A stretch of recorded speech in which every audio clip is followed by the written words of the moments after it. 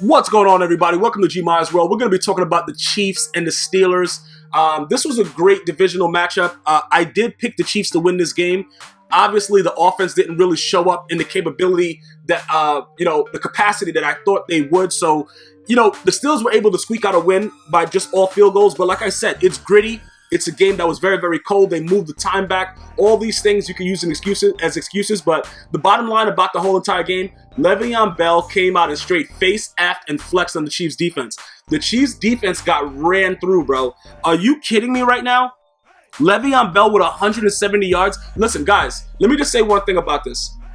If a running back comes to your home and they beat on you by rushing the ball, more than likely they're going to win the game because they're going to control the clock. And then their defense, James Harrison, I really have to look. We know that he was cleared with the whole steroid thing and stuff like that, and allegedly he does acupuncture and only eats he's a vegan probably, all kind of lies. That dude is juicing. I don't give a damn. He like 70 years old, bro. They doing 4-man rushes. He coming in and sack Alex Smith. Come on, bro. Listen, somebody to drug test him every hour on the hour, bro. I don't know, man. The dude reminds me of Alex Rodriguez, bro, from when you know what I'm saying, like going into the bathroom getting shot up. I'm just saying allegedly. That man, if he's not doing anything, I need to know what his regimen is, bro.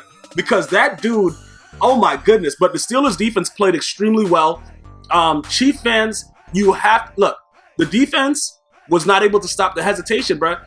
I thought that they would be able to be faster to the ball, be able to make moves. Obviously, Andy Reid probably went to Philadelphia during the off week and had too many cheesesteaks. I don't know what he was doing, but he was just calling random timeouts, doing whatever he wanted. The offense was just, I don't know.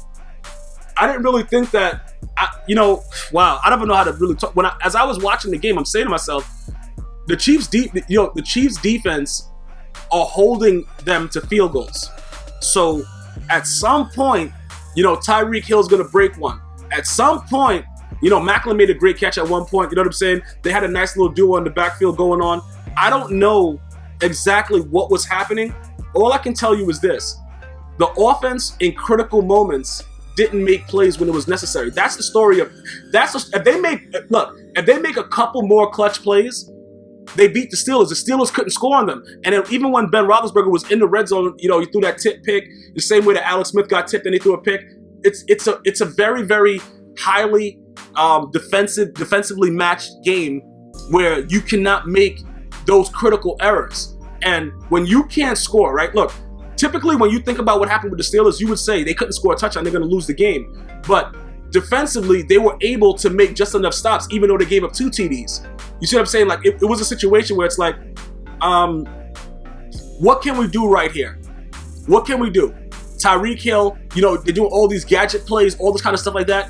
And then you got James Harrison just running in the backfield like nobody's blocking him. But, bro, the dude is like the oldest man in the stadium. Look, guys, let's just be very, very clear about what happened yesterday. The Chiefs' offense didn't really show up when it was necessary. And like I said, I know the Steelers didn't score a touchdown and that everything was on Boswell, everything was on their kicker. I understand that. But in these playoff games, you just have to do enough to squeak out a win. And that's what the Steelers did. And even if the Chiefs were able to get 2 more first downs, in critical times, it was just a game where, look, if they're not able to beat this defense, and that's the thing I like about the Steelers defense, and they carry on the heritage of the zone blitzing, where you just don't know who's coming, and you go to the line, and Alex Smith, he thought he knew who was coming, and he's getting sacked, he's getting flushed out of the pocket. They played him very, very well. And then when you start to analyze the entire game, it comes down to the fact that Le'Veon Bell could not be stopped. Like, I don't know. Everything that I try to correlate to it, like trying to figure out exactly what's going on, it comes down to the fact that you cannot give up 170 rush yards. That's all that it comes back to. You have a guy hesitating, standing behind the line for 95 minutes. And the one hit that I saw Berry give him, I was like, okay. You know what I'm saying? I was like, all right, that's what I'm talking about. Like when I saw Eric Berry blast him when he tried to hesitate early in the game, I was like, okay. If they could do that a couple more times, they got a shot. And I never at any point thought that the Chiefs were out of the game. And I know Chiefs fans didn't think it either. So, yeah, I did pick the Chiefs. But at the end of the day, like I said, I did not think that this guy Le'Veon Bell would be able to face F and flex on the Chiefs defense like this. It doesn't make any sense because if you know that that's his running style, you have to be quicker to the ball. So you got to have, the faster guys. Like when Berry came up to the line, when he was all the way back, you got to have the safeties in the corners ready to rush in, because obviously the line is holding the blocks longer for him to be able to see it. And a lot of his runs they were up the middle.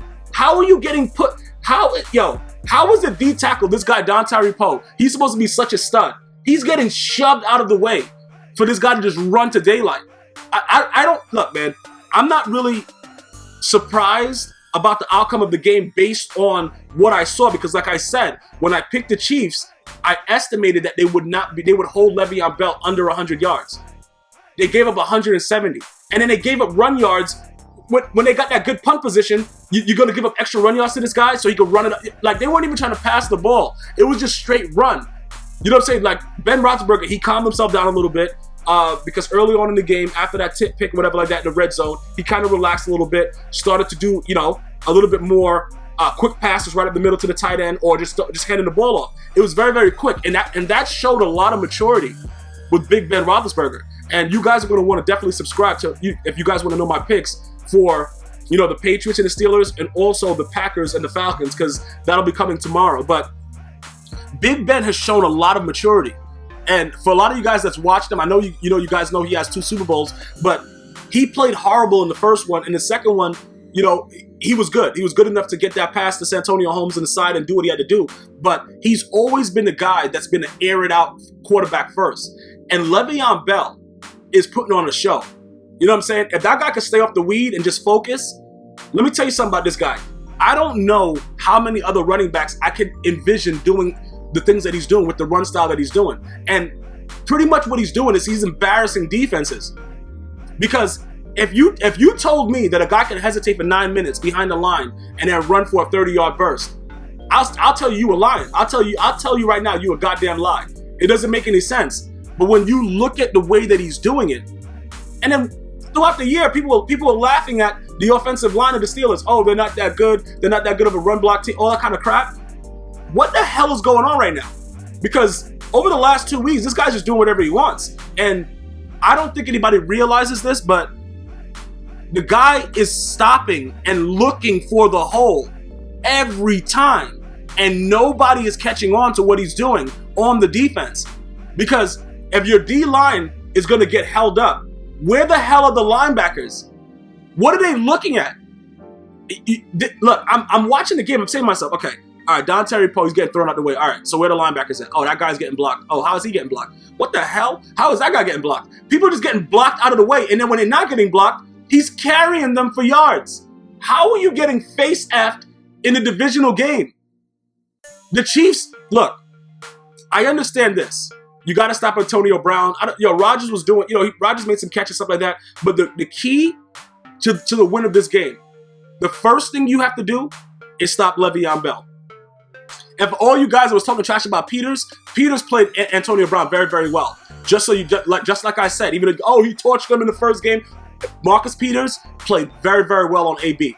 All I'm saying to you is this: just like how I predicted the Chiefs would win this game, you have to key in on Le'Veon Bell.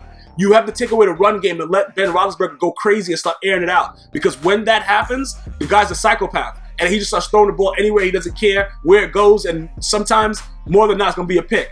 They didn't do that. They made him get comfortable. They gave up the quick seams to the tight end every play when they try to run blitz him. Big Ben has matured. He stepped up. He deserves a lot of credit.